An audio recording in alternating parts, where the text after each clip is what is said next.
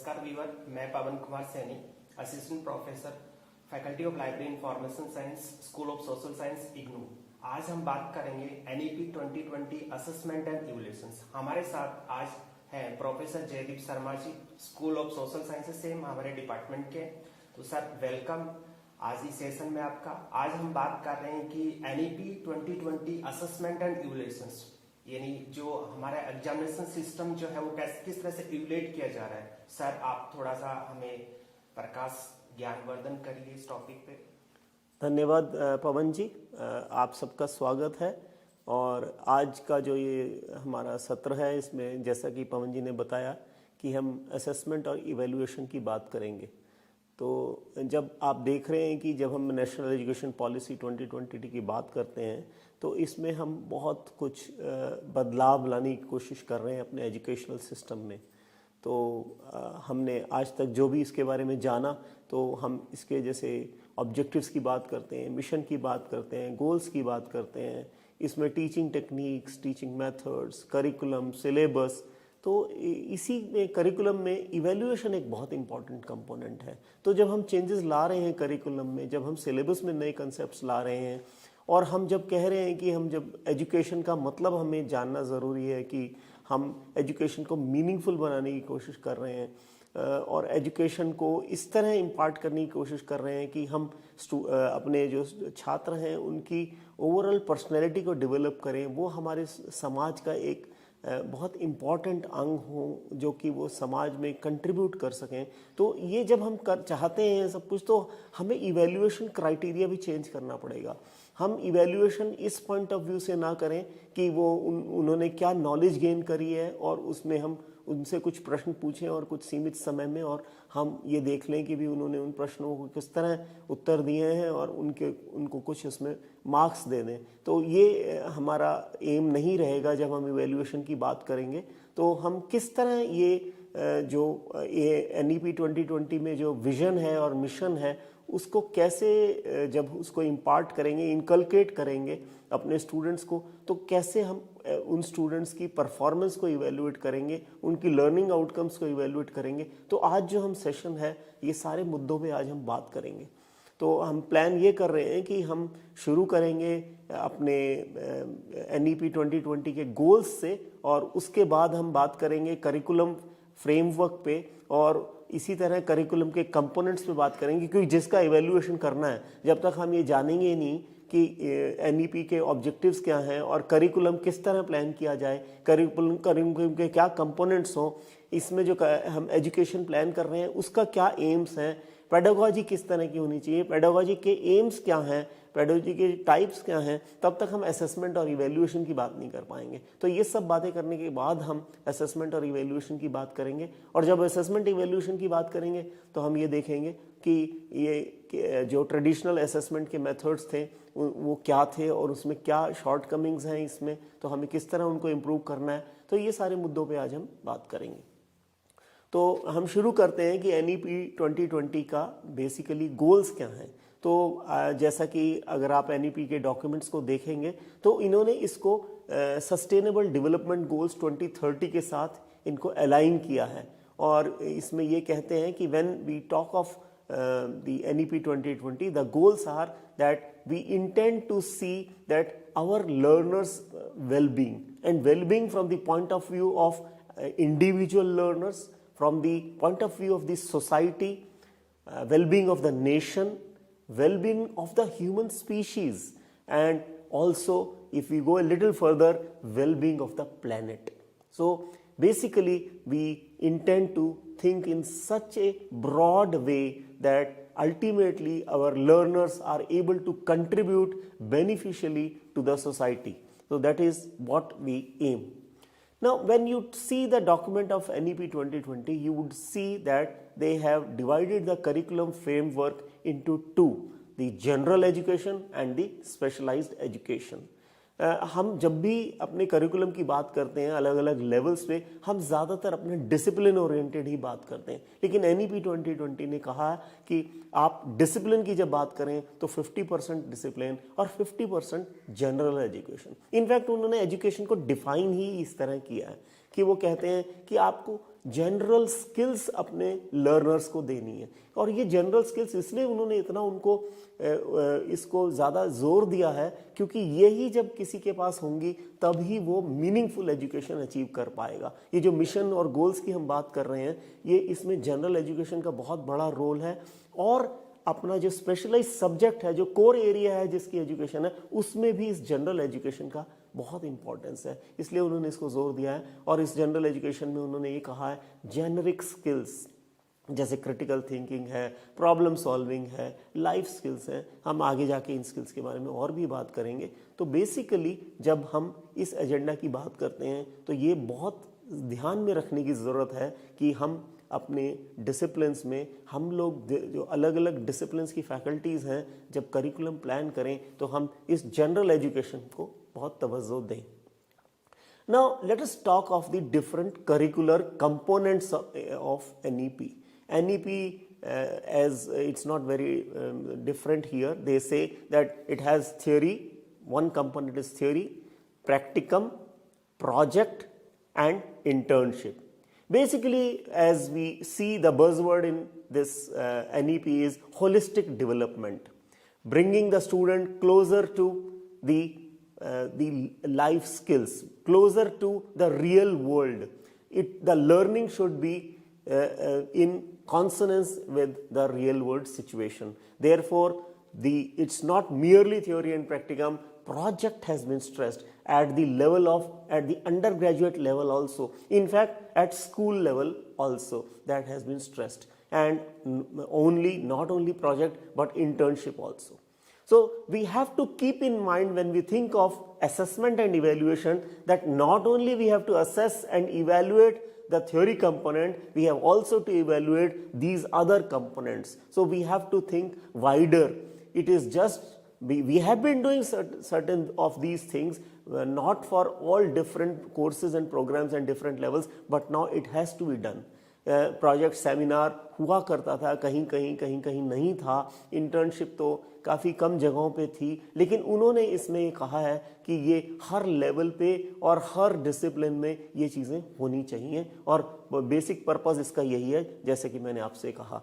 तो और ये सब करके हम क्या कर पाएंगे? जो एम है एजुकेशन का, जो कि वो कहते हैं बार बार, holistic development, to inculcate critical thinking skills among the learners, problem solving skills among the learner, innovative thinking is very important, and also value based education. They have to be ethical. We have to develop ethical new generation, ethical young generation. They should have, we see how these problems have cropped up in life. Life skills are very important.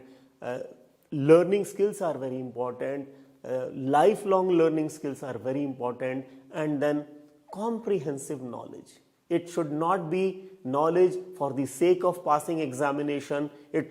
We should be able to develop learners who have a comprehensive sound knowledge base in their domain. So that is what is planned.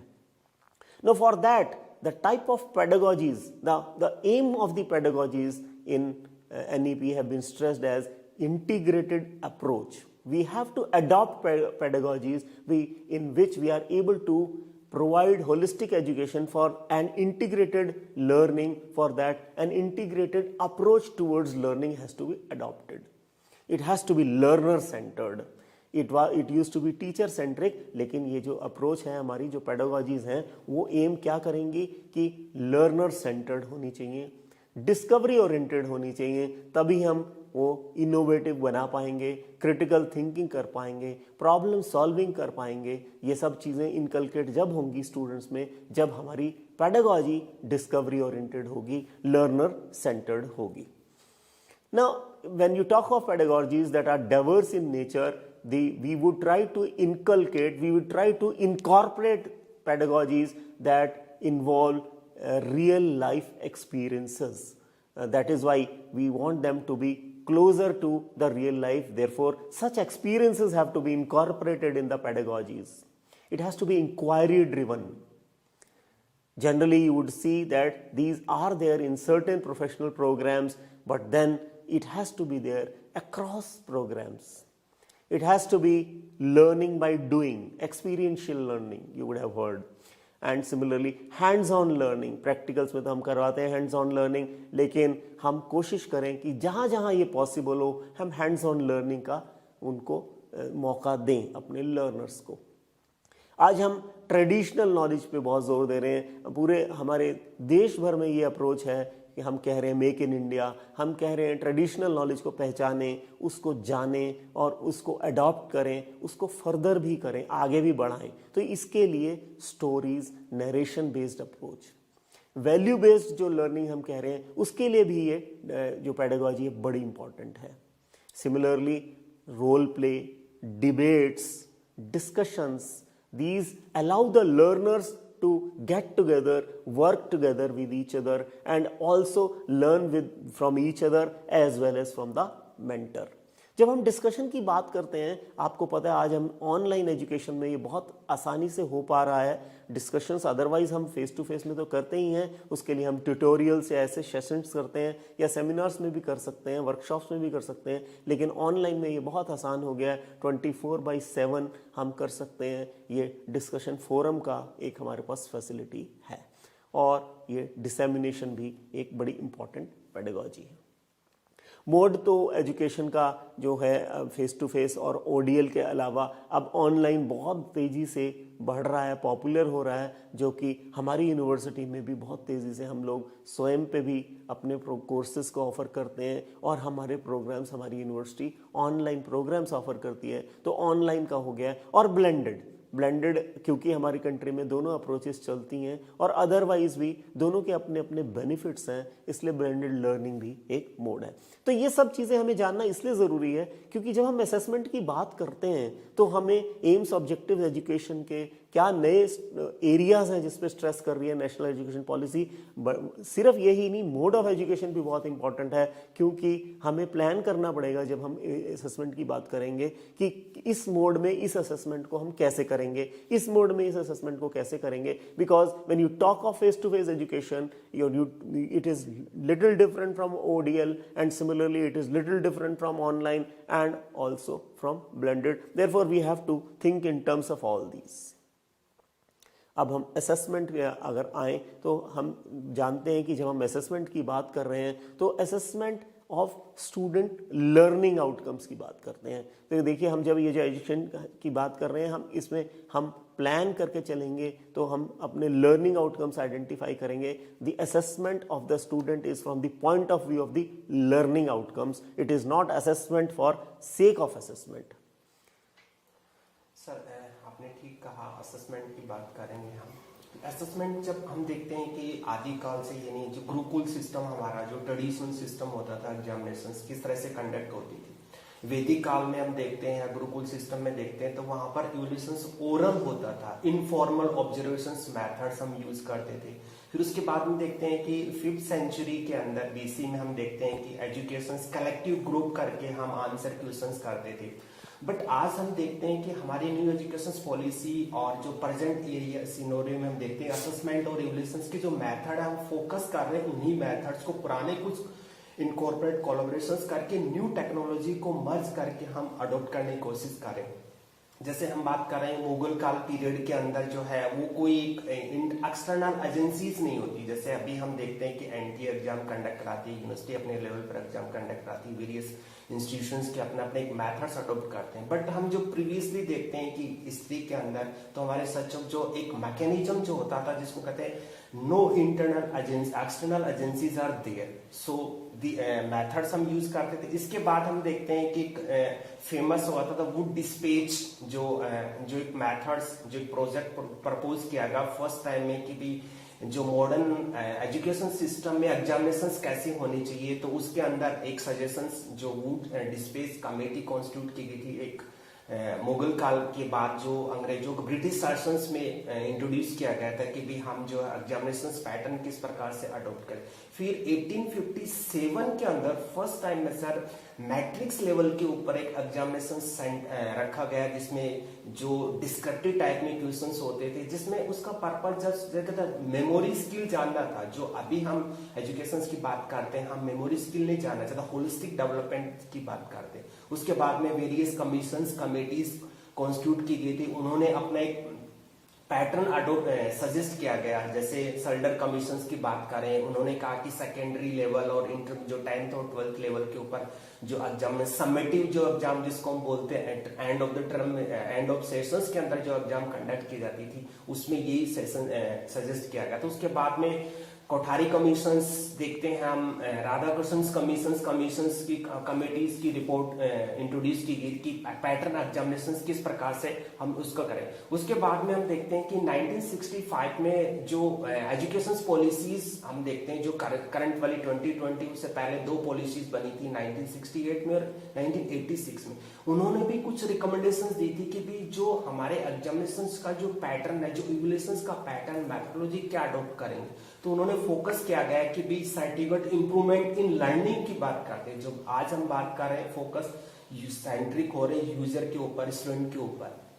उसके बाद 1986 की जो हमारी जो policy थी वो ये कहती थी कि जो सब्जेक्टिव और मेमोरेंडम की बात करते कि रिकॉल वैल्यू की जिसकी बात करते। दूसरा उसमें एक नया कंसेप्ट इंट्रोड्यूस किया गया जिसमें आएगा कंटिन्यूएशन कंप्रेहेंसिव इवैल्यूएशंस। जो आज हम देखते हैं कंटिन्यूअस असेसमेंट की बात करते हैं, और जो न्यू एजुकेशन पॉलिसी ये कहती है कि भी आप एक साल के एंड में एग्जामिनेशन न करा के कंटिन्यूटी में हो, एक चैप्टर पढ़ाया जाए उसका एक इवैल्यूएशन हो, एक मॉड्यूल पढ़ाया जाए उसका एक इंगेजमेंट की बात करते हैं जो। और इसके बाद में 1986 की जो पॉलिसीज थी उसके अंदर सेकेंडरी लेवल के ऊपर उन्होंने सजेस्ट किया था कि प्लान में सेमेस्टर सिस्टम जो हम देखते हैं, इग्नू तो बहुत पहले से सर हम देखते हैं कि सेमेस्टर सिस्टम्स और एग्जाम कंडक्ट करा रहा था। चॉइस बेस्ड क्रेडिट सिस्टम्स की जब हम देखते हैं कि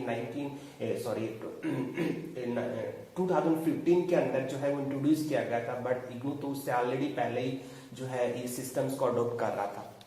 इसके अलावा जब हम बात करते हैं कि एग्जामिनेशन पैटर्न जो ट्रेंड जो लेटेस्ट हमें क्या देखने को मिलेगा, लेटेस्ट हमें देखने को मिलेगा कि कंटिन्यूएशन असेसमेंट के लिए एज द यूजीसी ने सजेस्ट किया था 2018 के अंदर एक रिपोर्ट पब्लिश की गई थी जिसमें यूजीसी करंट चेयरमैन थे उस टाइम में, उन्होंने सजेस्ट किया था कि भी जो असेसमेंट का जो वेटेज है कंटिन्यूएशन असेसमेंट जो होना चाहिए और इंटरम एग्जामिनेशन की बात है वेटेज उन्होंने कहा कि 30 और 70 का वो उन्होंने सजेस्ट किया था यूजी के लिए। पीजी के लिए उन्होंने सजेस्ट किया था कि भी हम उसको 40 और 60, 40 का मतलब इंटरनल असेसमेंट होगा और 60 का मतलब एक्सटर्नल असेसमेंट जो इंटरम एग्जामिनेशन होगा, जो कंटिन्यूएशन प्रोसेस के अंदर वेरियस कंपोनेंट में हम कंप्रोमाइज एडजस्ट करेंगे या उसको फॉलो करेंगे। जी सर। जी, तो ये जो आपने कहा कंटिन्यूस असेसमेंट और फॉर्मेटिव असेसमेंट, ये अलग अलग व्यूज़ हैं, जैसे कि भाई आप कितना परसेंटेज कंटिन्यूस असेसमेंट का रखेंगे और कितना फॉर्मेटिव का रखेंगे। जैसे कई जगहों पे ये 20-80 है, कई जगहों पे 30-70 है, और जैसे आपने कहा 40-60 भी ये रिकमेंड किया गया है। ये डिपेंड करता है, इस पे भी डिपेंड करता है कि आप किस कंपोनेंट को इवेलुएट कर रहे हैं, किस लेवल के स्टूडेंट को कर रहे हैं इवेलुएट, और किस डिसिप्लिन का करते हैं। शायद इन चीज़ों पर ये मैटर करता है, तो ये डिपेंड करेगा। लेकिन ये ज़रूर है कि कंटिन्यूस असेसमेंट भी बहुत ज़रूरी है, क्योंकि आप सडनली साल के बाद एक बार असेस करें स्टूडेंट को और वो 3 घंटे में जो वो परफॉर्म करेगा उसके बेसिस पे आप सडनली उसको इवेल्युएट करके और डिक्लेयर कर दें, तो इसके लिए मेरे ख्याल से कंटिन्यूस असेसमेंट एक अपने आप में बहुत इंपॉर्टेंट कंपोनेंट है, जो आजकल सब जगह है। सेमेस्टर के साथ साथ कंटिन्यूस असेसमेंट भी है, तो ये तो एक बहुत अच्छा इशू है जो कि हम जब असेसमेंट की बात करें तो हम इस चीज़ का ध्यान रखें कि कंटिन्यूस असेसमेंट करें, और उसके लिए अलग अलग मेथड्स हैं, टूल्स हैं, टेक्निक्स हैं जिनको हमें फॉलो करना चाहिए। तो अगर हम थोड़ा सा और आगे बढ़ें तो हम ये देखें कि जब हम असेसमेंट की बात करते हैं, when we talk of assessment, what is it that we assess? We said it is the learning outcomes, the objectives that we have planned, we see whether they have been achieved or not. And it is not only for the learner, it is for the teacher also to see, yes, what is the assessment, how he is, the assessment is a reflection on the teacher also, on the teaching techniques, on the content, on other environmental conditions also. And generally when you talk of learning outcomes, it is seen in terms of cognitive skills, or you can say knowledge, and psychomotor skills, which you call the skills, and also the affective domain, that is the attitude of the learner. So when you talk of assessment, we have to see that our assessment, while we are assessing the learning outcomes, we are able to assess the knowledge, skills, both hard skills and soft skills, and also the attitudes of the learners, the values of the learners, the qualities of the learner. That is all to be assessed. Therefore, we have to plan our assessment methods and tools and programs accordingly. Now, what are the components to be assessed? We all know that the components are theory and practical, seminar, project, and we have also said internship, which is a very important component of NEP 2020. And we all know that it is, when you talk of theory, we have been very accustomed and we have all conventional tools and techniques, and similarly practical we have been doing it generally as continuous assessment and also as term end. It depends on the different types of practicals, like these could be chemistry lab based practicals, or it could be practicum as it is there in social work where you have field practicals, or you think of the psychology, or you think of library information sciences. These could be paper based practicals, these could be equipment based practicals, and therefore these are different types of practicals. We have to accordingly plan the assessment tools and techniques and methods also. Now, seminar, we will talk about how to assess seminar, because that is a very important learning tool. Therefore, we have to see whether we are able to really achieve the aim of this seminar. For that, evaluation has to be thought of, and we will discuss a little later about this. Project is to be introduced at the undergraduate level also. So when you talk of a project at a PhD level, which you call it as a thesis, or at the master's level, when you talk of it as a dissertation or a project, we have to be little flexible, little different. We have to have stress on different components, and like the project report, the thesis or the dissertation, and the viva voce, and that also has to be very objectively planned how it has to be. Then finally internship also. So we will talk about all these, the evaluation of these components. Now, who will assess? Assessors. Generally, immediately what comes to our mind is the teacher or the examiner, or it could be the reviewer in certain cases, or adjudicator as you generally call. But then self-assessment is also very important, because when you are talking of learning outcomes, जब आप बात करते हैं learning outcomes की, तो हमारे जो learners हैं वो भी इतने motivated होने चाहिए, उनको भी जानना चाहिए कि assessment क्यों हो रही है, why assessment, because this helps them to learn better, this helps them to monitor themselves. Therefore, this feeling amongst the learners that come what may, I have to score the highest, मेरे सबसे ज़्यादा होने चाहिए, मेरे को पास होना ही चाहिए, मेरी डिस्टिंक्शन आनी ही चाहिए, मुझे फर्स्ट क्लास मिलनी ही चाहिए, ये this has to go out of the minds. They should really know where they stand. हमारे बच्चे को पता होना चाहिए कि मैं कहाँ हूँ, मेरी जो कॉम्पिटेंसी है वो क्या है, और अब वो क्यों है. अगर मैं कम है मेरी कॉम्पिटेंसी, मैं किस एरिया में लैग कर रहा हूं, तो मुझे पता होना चाहिए मैं लैग कर रहा हूं, और मुझे ये भी पता चलना चाहिए मैं क्यों लैग कर रहा हूं और मैं कैसे इंप्रूव कर सकता हूं. इसलिए सेल्फ असेसमेंट भी एक बड़ा इंपॉर्टेंट कंपोनेंट है. So let us also think of have motivating our learners, telling them yes, this is the purpose of assessment and this is how we are going to assess. They should know the criteria of assessment. उनको पता होना चाहिए कि assessment का criteria क्या है, किस component पे कितना स्ट्रेस है, किस कंपोनेंट पे कितना है, जिससे कि ट्रांसपेरेंसी रहे और हमारे लर्नर्स सेटिस्फाइड रहे अपने असेसमेंट से. और पीयर असेसमेंट भी बहुत इंपॉर्टेंट है, क्योंकि पीयर का एक अपना नजरिया है. Peer assessment, peer is in a different platform, is at a different level. Let us also think in terms of involving peer. No, not always, but then like you are talking of a seminar, peer assessment can always be possible. In continuous assessment, peer assessment can always be there. We can also think of ways and means where peer assessment can be a part of summative assessment also. I hope it is clear. Now let us talk of assessment methods, where there are many methods like criteria reference method, where you have a fixed criteria, you measure the student, the learning of the student, and generally there are drawbacks in this. Therefore, there are other methods also have been suggested where you can talk of them like rubric assessment, and there are many more methods. But then we intend to increase the objectivity of our assessment. Therefore, we have to think of methods wherein we are objective, we are able to satisfy our learners and ourselves also, and really come to know the situation. Should not be assessment for the sake of assessment. Now you think of medium of assessment. It could be done orally. अभी पवन जी ने बताया आपको कि हमारे जो जब हम अपने पुराने समय की बात करते हैं, जब हम हिस्ट्री ऑफ असेसमेंट की बात करते हैं, तो आपको पता है श्रुति पे ही ज़्यादा स्ट्रेस था, जोर था, और हम ओरल असेसमेंट की बात करते थे. तो ओरल असेसमेंट एक मेथड है. ओरल असेसमेंट से इसका एक फ़ायदा ये है कि स्टूडेंट को कॉन्फिडेंस भी बिल्ड होता है, उसकी स्पीकिंग स्किल्स भी बढ़ती हैं, उसकी लिसनिंग स्किल्स भी बढ़ती हैं. तो ओरल को we can adopt oral, but then there are other methods like written assessment is there, conventional assessment is there, online assessment is there.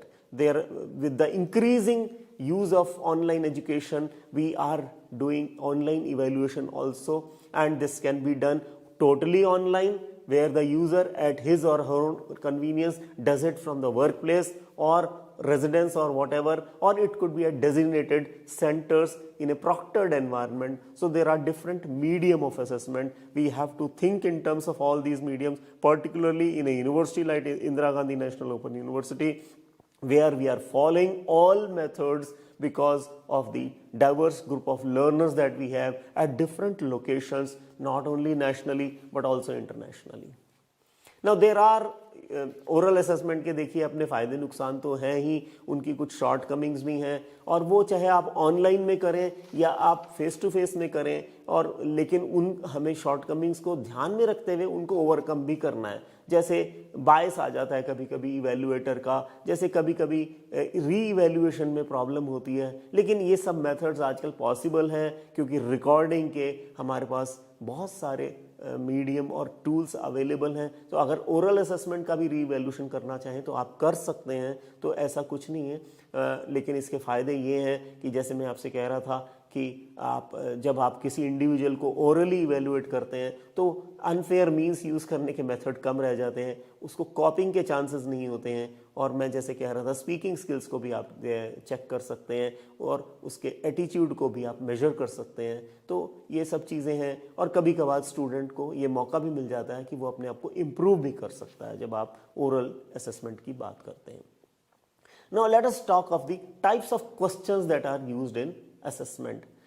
We have been using one of the very old methods, that is descriptive questions. Descriptive questions तो हम use करते ही हैं, और ज़्यादातर हमारे conventional mode में descriptive questions हुआ करते थे. ज़्यादातर लॉन्ग टाइप क्वेश्चंस ही होते थे या शॉर्ट टाइप क्वेश्चंस होते थे. लेकिन अब ज़्यादातर हमारे हायर एजुकेशन इंस्टीट्यूशंस में शॉर्ट टाइप क्वेश्चंस भी होने लगे हैं और ऑब्जेक्टिव क्वेश्चंस भी होने लगे हैं. और ऑब्जेक्टिव क्वेश्चंस सिर्फ फेस टू फेस या कन्वेंशनल मीडियम में, कन्वेंशनल मोड ऑफ एजुकेशन में ही नहीं, ऑनलाइन में भी हो गए हैं. और धीरे धीरे ऑनलाइन में हमारे कंसेप्चुअल ऑब्जेक्टिव क्वेश्चंस ही मेन क्वेश्चंस हैं, क्योंकि उनका सबसे बड़ा फ़ायदा ये है कि इंस्टेंट रिजल्ट आ जाता है. आप उनको कंप्यूटर मीडिएटेड इवैल्यूएशन कर पाते हैं तो उसका रिजल्ट फटाफट आता है. उसमें रिजल्ट जो है वो फुल प्रूफ भी है, उसमें कंसिस्टेंसी भी है रिजल्ट में. लेकिन कभी कभी हमारे क्रॉस सेक्शन ऑफ टीचर्स, एक क्रॉस सेक्शन जो है हायर एजुकेशन में खासकर या एजुकेशन मीडिया में, इंडस्ट्री में, लोग सोचते हैं कि ऑब्जेक्टिव के अपने ड्रॉबैक्स हैं. वो कहते हैं कि स्टूडेंट की राइटिंग स्किल्स नहीं डेवलप हो पाती, या फिर कभी कभी ये महसूस किया जाता है कि ऑब्जेक्टिव क्वेश्चंस में आप स्टूडेंट को प्रॉपरली इवेल्युएट नहीं कर सकते हैं. लेकिन आज की तारीख में ये सारी शॉर्ट कमिंग्स को ओवरकम कर दिया गया है, और उसमें क्वेश्चंस जो हैं वो मेमोरी बेस्ड ही ना होके कंसेप्ट बेस्ड भी होते हैं, कॉम्प्रिहेंशन बेस्ड भी होते हैं, एनालिसिस बेस्ड भी होते हैं. ब्लूम्स टैक्सोनॉमी को ध्यान में रखते हुए हम ऑब्जेक्टिव क्वेश्चंस को फ्रेम कर सकते हैं. So it's not an issue. We have to really think of the change and have variety of methods. Let us not stick just to descriptive or just to objective. but then it depends on the again level of education, subject also, and there are other factors that have to be kept in. Yes, please. Yes, sir इसमें ये भी था कि हम जो descriptive questions की बात कर रहे हैं अपने लॉन्ग और है ना ऑब्जेक्टिव, अब ब्लाइंडेड मोड में हो। ब्लाइंडेड का मतलब जैसे हम देखते हैं कि कुछ क्वेश्चंस 20 क्वेश्चंस जो ऑब्जेक्टिव एमसीक्यू बेसिस, अब एमसीक्यू बेसिस के ऊपर जो पहले हम पूछते थे वो सिंपल एक रिकॉल वैल्यू या मेमोरी के बेसिस के ऊपर हम यूज करते थे, बट अब हम देखते हैं कि सिंपल होता है उसमें। इसके अलावा हम लेते हैं कॉम्बिनेशंस का हम बात करते हैं, जो एमसीक्यू की बात करते हैं, मैचिंग की बात करते हैं, सीक्वेंसिंग की बात करते हैं और रीजनिंग असेसमेंट की बात कर रहे हैं। तो अब जो कॉम्बो हम कह सकते हैं कि हाइब्रिड टाइप में क्वेश्चन पेपर हम देखने को मिलता है। बहुत सारी यूनिवर्सिटी जो है आज एज प्रेजेंट टाइम में यूज करी, जैसे 20 क्वेश्चन एमसीक्यू पूछ रही, देन आफ्टर उसके बाद में शॉर्ट क्वेश्चंस पूछे जा रहे हैं, 10 क्वेश्चंस जो है वो शॉर्ट क्वेश्चंस, देन आप उसके बाद में लॉन्ग क्वेश्चंस पूछे जाता है। अब क्वेश्चंस का हमें थोड़ा सा पैटर्न है वो चेंज करना पड़ रहा है, क्योंकि हम उसको स्टूडेंट को इस तरह से इवैल्यूएट करना चाहते हैं कि वो कोर्स बेसिस के ऊपर इसका लर्निंग आउटकम क्या निकला। पहले हम देखते थे कि प्रोग्राम बेसिस के ऊपर लर्निंग आउटकम पे फोकस होता था, लेकिन अब जो प्रेजेंट सिनेरियो के अंदर हम देखते हैं कि एक कोर्स ऑफर किया जा रहा है, उसके एक लर्निंग आउटकम होंगे अपने, उस लर्निंग आउटकम को हम ध्यान में रखते हुए क्वेश्चंस को फ्रेम की लास्ट मोमेंट में हम देखते हैं कि बच्चे ने सीखा क्या है। जैसे बहुत सारी यूनिवर्सिटीज में हम देखते हैं कि ओपन बुक टेस्ट होता है, या हम देखते हैं जैसे रिसर्च मेथोडोलॉजी का पेपर जो पढ़ाया जाता है उसका पर्पज ही ये था कि वो रिसर्च की टेक्निक्स को समझ सके, उसके बाद उसको इम्प्लीमेंट कर सके।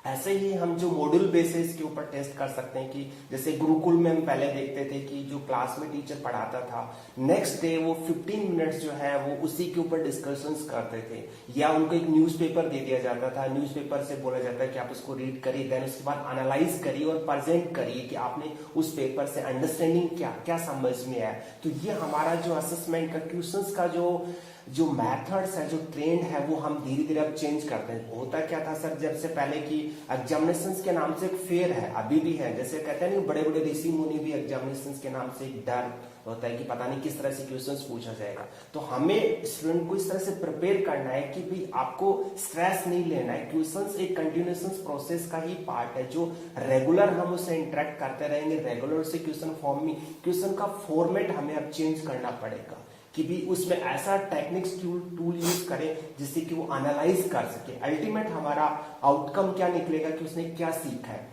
बहुत सारी यूनिवर्सिटीज में हम देखते हैं फेस टू फेस में सर कि क्वेश्चन पेपर बनाने के बाद में टीचर जानबूझ के उसको बाहर जो है वो ऐसी जगह छोड़ देता है कि बच्चों को देख ले, और बच्चों को क्वेश्चन पेपर मिल जाता है। उसके बाद में वो क्वेश्चन पेपर इस तरह से फ्रेमवर्क होता है कि होल सिलेबस को कवर कर रहा होता है, कोई भी कंपोनेंट उसे छोड़ा नहीं है। तो क्वेश्चंस एक दिन पहले या 2 दिन पहले क्वेश्चन पेपर उसको मिल चुका है बच्चे को, उसके बाद में वो बच्चा सोचता है कि मैं इसको कर लूंगा, लेकिन वो नहीं कर पाता है क्योंकि पूरा कंपोनेंट कवर किया गया।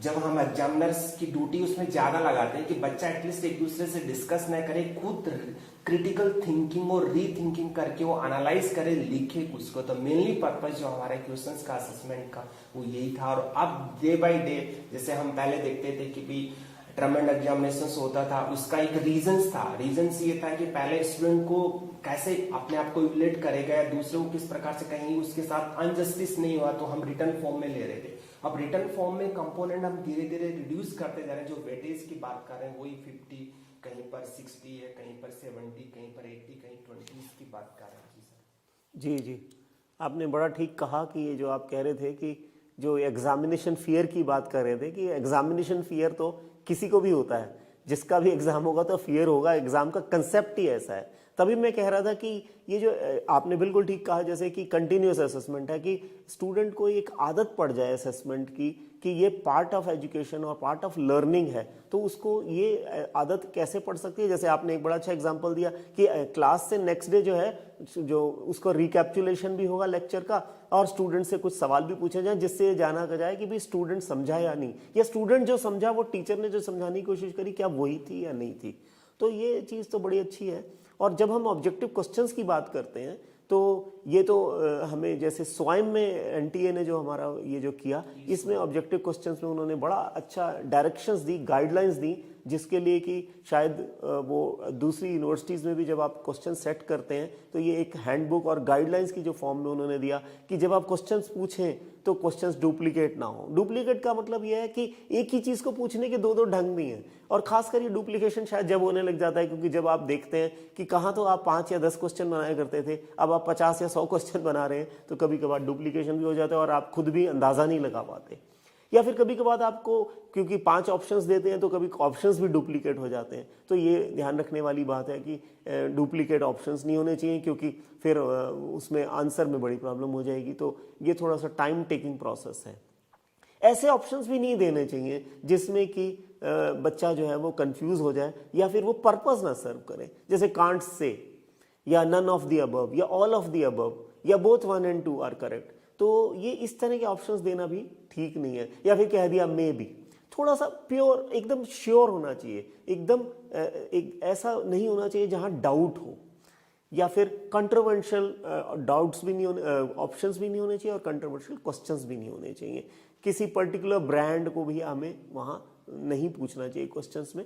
तो ये चीज़ें तो हैं, जैसे न्यूट्रलिटी बहुत ज़रूरी है। तो ये कुछ गाइडलाइंस हैं जो कि ऑब्जेक्टिव क्वेश्चंस में हम फॉलो कर सकते हैं। जैसे कि असेसमेंट टाइप्स की तो हम बात कर ही चुके हैं, जैसे हमने कहा फॉर्मेटिव असेसमेंट और समेटिव असेसमेंट है।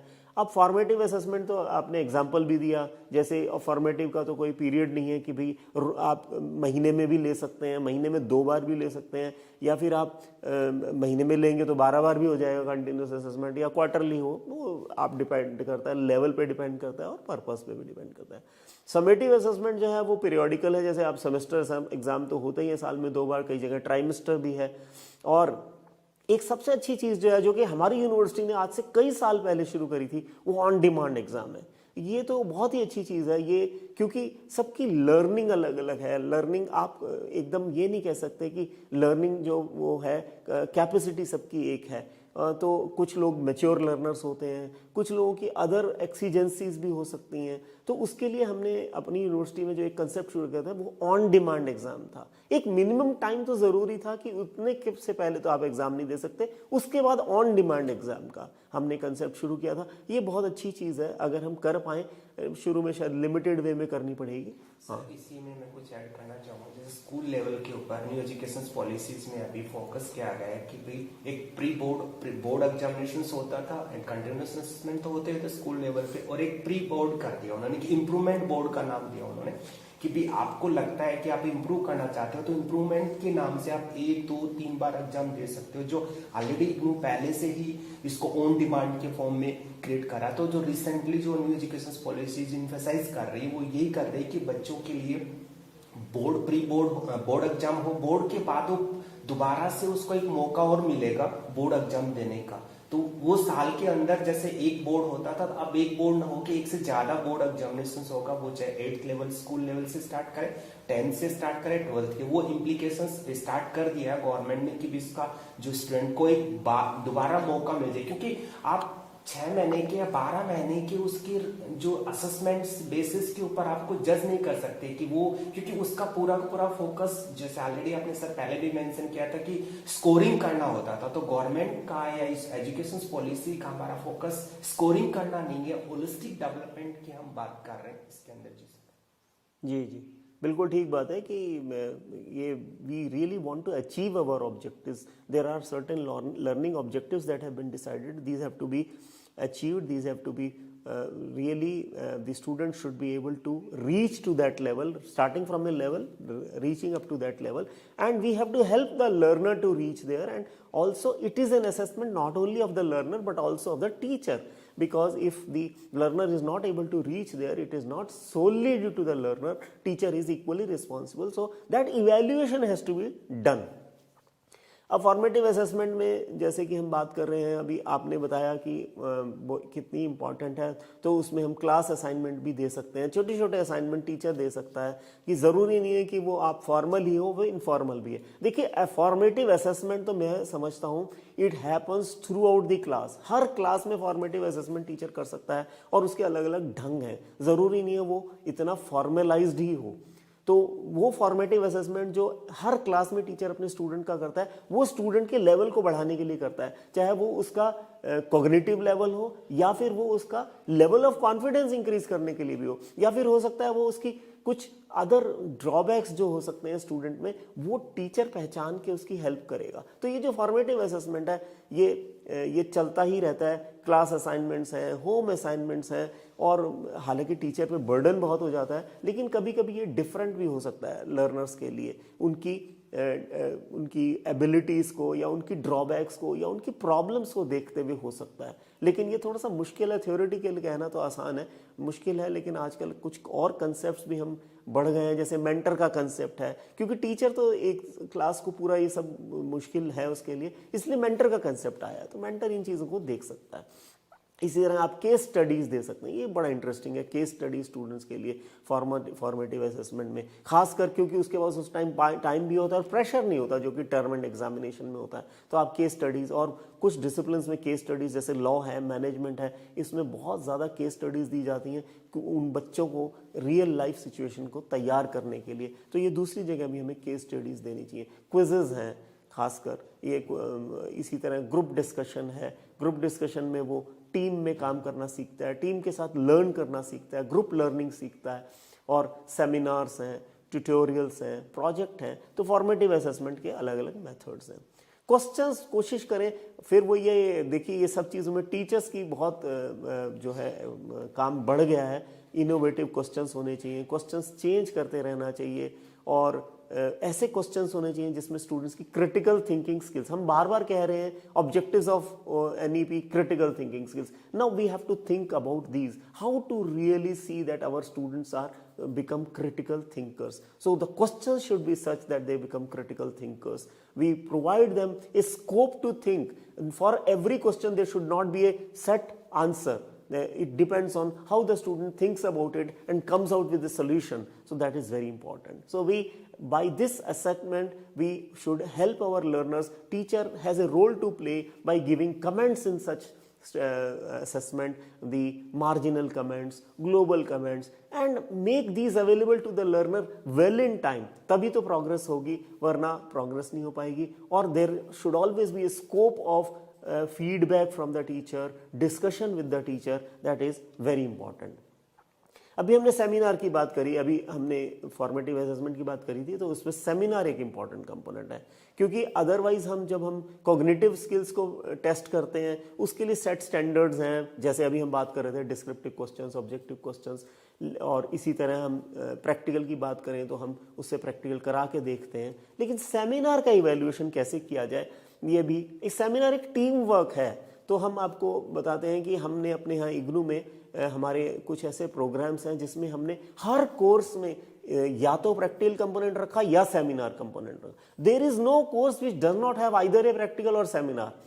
Now how do we, practical में तो इवैल्यूएशन हम जैसे करते हैं वैसे ही करते हैं कि हम प्रैक्टिकल देते हैं बच्चे को करने को और फिर हम उसको इवैल्यूएट करते हैं उसमें। लेकिन सेमिनार का इवैल्यूएशन हमने क्या किया कि we thought of small groups, 10-12 बच्चों का एक ग्रुप बना दिया और एक टॉपिक दे दिया, एक टॉपिक एक ग्रुप को दे दिया, एक टॉपिक दूसरे ग्रुप को। तो one group prepares a seminar on one topic.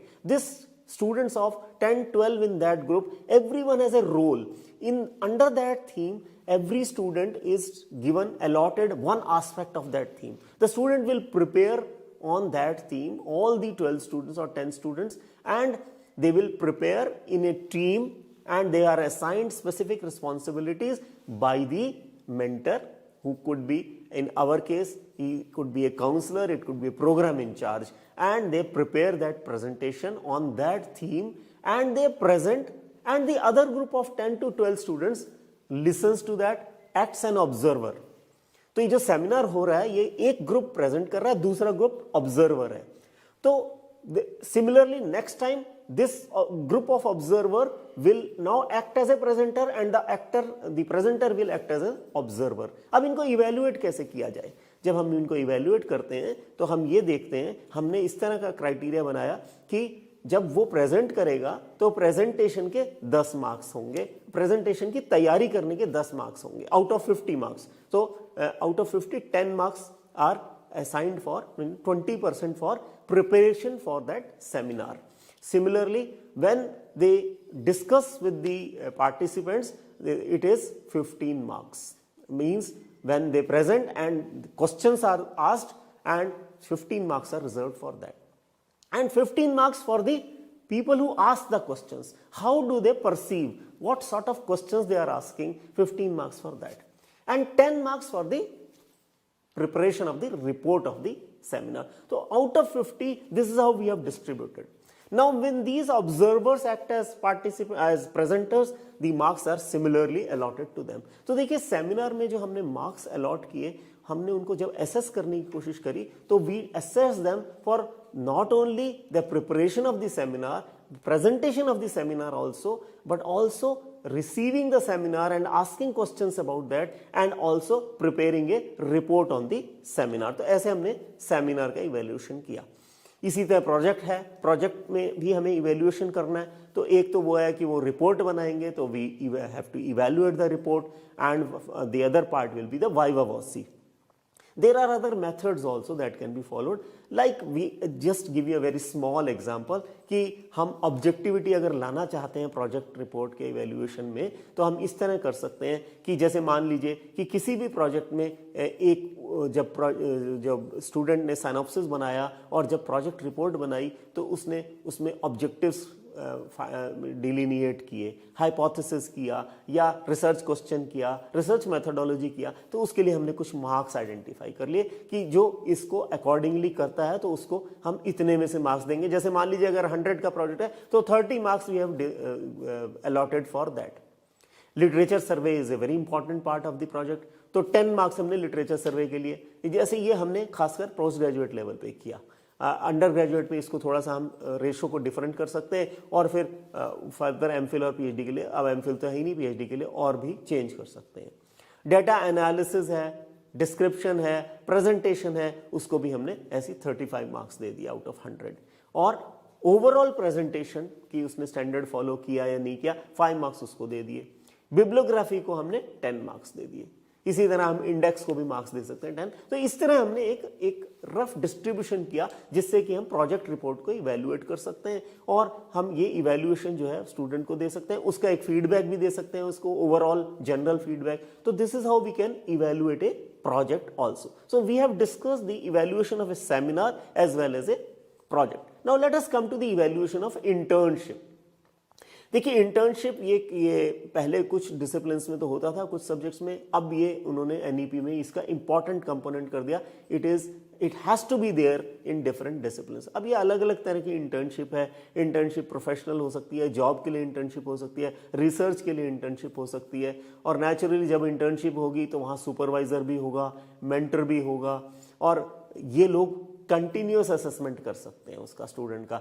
Supervisor और मेंटर जो हैं they will do the continuous evaluation of internship of the student. Beside that, they have recommended in NEP a workbook also, which the student has to prepare while the student is doing internship. Workbook में वो अपनी entries करेगा, उसने क्या क्या किया, कैसे कैसे किया, किस तरह की प्रॉब्लम्स आई, उनको कैसे ओवरकम किया. तो इन सब का इवैल्यूएशन जब किया जाएगा तो ये कंटिन्यूअस असेसमेंट होगा, और फाइनली स्टूडेंट एक रिपोर्ट बनाएगा, सबमिट करेगा. तो वो उसका उस जो रिपोर्ट के बेसिस पे उसका एक इवैल्यूएशन होगा जो कि समेटिव असेसमेंट होगा, और फाइनली एक वाइवा वॉसी भी कर सकते हैं जिससे हम ये जान पाएं कि स्टूडेंट कितना सीखा, क्या चीज नहीं सीख पाया. तो this is how we can evaluate the student for internship also. We all know that nowadays we are doing it in a central way. Agencies बन गई हैं, जैसे नेशनल टेस्टिंग एजेंसी है, वो दिन पे दिन अपना स्कोप और डोमेन बढ़ा रही है. आज वो अलग अलग सिर्फ यही ऐसे एग्जामिनेशन नहीं, एंट्रेंस एग्जामिनेशन भी करती है और बड़ा सक्सेसफुली कर रही है, और वो इसमें काफ़ी काम कर रहे हैं. देखिए ऑनलाइन इवैल्यूएशन में हमारा एक्सपीरियंस है, हम कर रहे हैं, और हमें देखा कि ऑनलाइन इवैल्यूएशन में हमें थोड़ा सा इनोवेटिवली सोचना पड़ता है, क्योंकि हमारे लर्नर्स इतने यूज टू नहीं है ऑनलाइन इवैल्यूएशन के. वो पढ़ना तो सीख रहे हैं, लर्निंग तो कर रहे हैं ऑनलाइन, लेकिन इवैल्यूएशन की प्रॉब्लम्स हैं.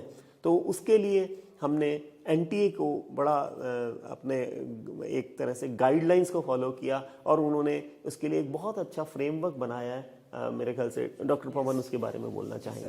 जी सर, ये जो फ्रेमवर्क है वो ई-सुलेट प्लेटफॉर्म के ऊपर एंटी ने प्रिपेयर, ये बेसिकली देखा जाए तो हमें देखने को यहाँ इस सॉफ्टवेयर में बहुत सारी चीजें सीखने को मिलती है। इजीली टीचर्स के लिए ऑप्शंस है कि वो हम वैरायटी किस पर फॉर्म में क्वेश्चंस की फॉर्मेट की वेरियस वैरायटी इसमें फॉर्म डिजाइन किया गया, जिसमें सबसे पहले मोस्टली जैसे पहले भी हमने डिस्कस किया था कि ऑब्जेक्टिव टाइप के क्वेश्चंस होंगे। अब ऑब्जेक्टिव टाइप के क्वेश्चंस को फिर फर्दर उन्होंने कैटेगराइज किया कि भी ऑब्जेक्टिव टाइप सिंपल होंगे, आप सिंपल पूछेंगे, कॉम्बिनेशंस विद करेक्ट ऑप्शंस की बात कर रहे हैं, फिर matching following types of questions पूछ सकते हैं, सीक्वेंसेस पूछ सकते हैं, रीजनिंग बेसिस के ऊपर हम क्वेश्चंस पूछ सकते हैं, रीडिंग कंप्रेहेंसिव और डेटा एनालिसिस के रिगार्डिंग हम क्वेश्चंस पूछ सकते हैं, मल्टीपल स्टेटमेंट, कई बार स्टेटमेंट दिया जाता है ट्रू एंड फॉल्स का, उसका पूछा जाता है। देन उसके बाद में कहा subjective short and subjective long, जो हमारे क्वेश्चंस के जो सिलेक्शंस जो है आप इस तरह से सिलेक्ट कर सकते हो। फिर उसमें हम कर सकते हैं कि डिफिकल्टीज लेवल क्या होगा,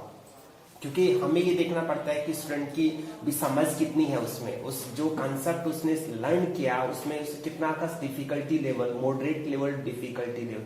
देन उसके बाद है कॉग्निटिव लेवल, जो मोस्ट इंपोर्टेंट हम कंपोनेंट इसमें मांगते हैं जब भी क्वेश्चंस प्रिपेयर करेंगे। तो आने वाले टाइम में हमें जो ये जो सुलेख ई सुलेख प्लेटफॉर्म एंटी जो हम प्रोवाइड कर रही है, वो हम क्यों ना है जो टर्म एंड एग्जामिनेशन और कंटिन्यूस असेसमेंट में इसको फॉलो करना चाहिए। Even not only higher education, ये हम स्कूल लेवल की एजुकेशन पॉलिसी में देखते हैं कि वहां पर भी हम इंप्लीमेंट करेंगे, जिससे होलिस्टिक डेवलपमेंट की जो बात करते हैं स्टूडेंट की, वो हमें फुलफिल कर पाएंगे।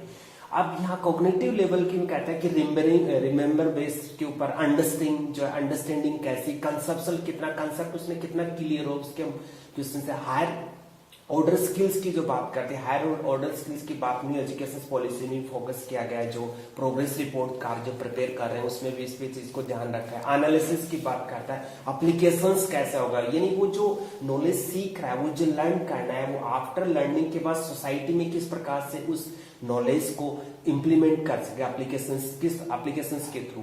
देन उसके बाद में हम कहते हैं कंप्रेहेंसिव टाइप का हम कॉग्निटिव लेवल जान सकते हैं, और इसके अलावा कंसेप्चुअल नॉलेज की बात करते हैं, फैक्चुअल नॉलेज की बात करते हैं, इसके अलावा प्रोसीजरल नॉलेज की बात करते हैं। तो ये जो प्लेटफॉर्म हमें मिला है वो क्वेश्चंस डिजाइन करने का मेरे हिसाब से बहुत बेस्ट ऑप्शन है। हम कैसे इवैल्यूएट कर सकते हैं, हमारे जो इवैल्यूएशन और असेसमेंट का जो कंपोनेंट है हम अच्छे से उसको इवैल्यूएट कर सकते हैं। तो ये एक प्लेटफॉर्म है। इसके अंदर इसके अलावा सिलेबस, इस क्वेश्चंस जब हम डिजाइन करते हैं तो हमें मेंशन करना पड़ता है कि ये जो क्वेश्चंस हमने पूछा है किस सिलेबस का है, टॉपिक क्या है और रेफरेंसेस क्या है। रेफरेंसेस इसके साथ साथ हम उसको आंसर भी देते हैं, जिससे हमारा जो प्रोसेस है वो इजीली, जैसे बच्चा एग्जाम देगा ऑनलाइन थ्रू, वो चाहे वो ऑब्जेक्टिव जाए या डिस्क्रिप्टिव, तो इमीडिएटली उसका इवैल्यूएट करना आसान रहेगा एजेंसीज के लिए। तो ये एक टूल है जो हमें काफी ऑनलाइन, स्पेशली जो ये कहते हैं कि ऑनलाइन एग्जामिनेशन पैटर्न को हेल्पफुल है कि कैसे कितनी जल्दी से और एक्यूरेसी के साथ, और जो क्वेश्चंस पूछे जा रहे हैं उसका जो लेवल है, जो हमारी एनईपी जो फोकस कर रही है होलिस्टिक डेवलपमेंट, उसको फोकस कर रहा है। तो ये हमारे हम फॉलो करते हैं एनईपी के अंदर से। ये बहुत अच्छा है ये जी। ये देखेंगे इसमें कमेंट्स भी, इसमें एक अच्छी चीज ये है कि इसके अंदर हम कमेंट्स दे सकते हैं कि भी कमेंट्स इन द सेंस कि हम उसको, इसके अलावा हम इमेजेस भी, अगर कुछ सपोज करें साइंसेस के क्वेश्चंस हम डिजाइन कर रहे हैं, कोई स्टैटिक्स के हैं, या क्योंकि डिफरेंट डिसिप्लिन में डिफरेंट जो सब्जेक्ट के अकॉर्डिंग हमें क्वेश्चन फ्रेम करना पड़ता है। कुछ क्वेश्चंस में हमें डेटा चाहिए होता है, कुछ क्वेश्चंस में हमें डायग्राम्स चाहिए होता है। तो ये जो प्लेटफॉर्म है ये नॉट ओनली द साइंस या होल होलिस्टिक पूरे सब्जेक्ट को कवर करने की कोशिश की गई कि पैरामीटर्स की बात करते हैं कि हम क्वेश्चंस को जब सेट करेंगे तो कौन कौन से पैरामीटर, कितना सिलेबस आपने उसको कवर किया वो भी आप मेंशन कर सकते हो, रेफरेंसेस आप उसमें मेंशन कर सकते हो। जो हम ऑलरेडी इग्नू काफी टाइम से स्वयं के ऊपर प्लेटफॉर्म में जो है कोर्सेज ऑफर कर रही है, ये पैटर्न काफी टाइम से पहले ही अडॉप्ट कर रही है, बट आप न्यू एजुकेशन पॉलिसी में हम देखते हैं इसकी चर्चा कि जो हमें अडॉप्ट करना चाहिए। स्पेशली हमें ऑनलाइन की बात करते हैं, यही थ्योरी में हम जो फेस टू फेस के अंदर जो हम एंटरम एग्जामिनेशन है उस पैटर्न को हम फॉलो, बहुत सारी यूनिवर्सिटीज अभी इसको फॉलो भी कर रही है। जैसे सीबीएसई जब आया था 2015 में, तो उसमें ये चीज का था कि एमसीक्यू और जो लॉन्ग शॉर्ट क्वेश्चंस में, तो उसमें भी ये फॉर्मेट जो है हम अडॉप्ट कर सकते हैं। इसके अलावा हम देखते हैं कि इसके अंदर जो है वो आप कुछ एरर है दे देते हैं, कहते हैं कि ये फॉलो करना, आपको ये इंस्ट्रक्शंस फॉलो करना, आपको किस प्रकार के क्वेश्चंस नहीं उसमें जो ऑलरेडी जैसे सर ने पहले हम डिस्कस किया था कि ऑब्जेक्टिव टाइप में जब क्वेश्चंस प्रिपेयर करेंगे तो ये फॉर्मेट इंस्ट्रक्शंस आपको ऑल ऑफ वो है ऑप्शंस बोथ आर राइट वो हम अवॉइड करेंगे। तो सेम यहाँ पर भी इसी के अंदर जो है वो इंस्ट्रक्शंस दिए गए हैं कि आप ये चीजें आप फॉलो नहीं करेंगे उसमें, क्योंकि फ्री होना चाहिए questions, fair, obviously fair. Pressure तो होता है as a student, as a learners, but हमें जब एज ए टीचर जब हम क्वेश्चंस प्रिपेयर कर रहे हैं तो हम चीजों को कंपोनेंट को ध्यान में रखते हुए प्रिपेयर करना चाहिए, जो ये टूल हमें काफी हेल्पफुल कर रहा है इसके साथ में।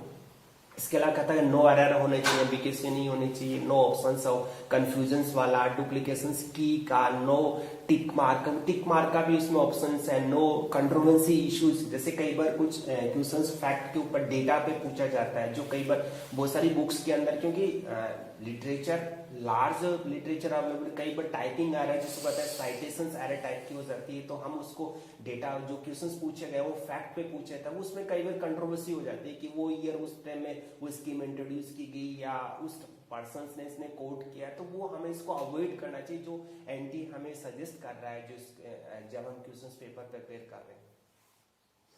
तो ये जो आपने बात कही ऑनलाइन क्वेश्चंस की, आपने देखा होगा कि ये जो हमने एक्सपीरियंस भी किया, जो बनाते हैं कि ये थोड़ा टफ है क्योंकि नंबर ऑफ क्वेश्चंस भी ज़्यादा हैं और कोर्सेज भी होते हैं, तो इसलिए मेरे ख्याल से एक ये कंसेप्ट हमें इंट्रोड्यूस कर देना चाहिए अपने अपने इंस्टीट्यूशन से, क्वेश्चन बैंक बनाना चाहिए।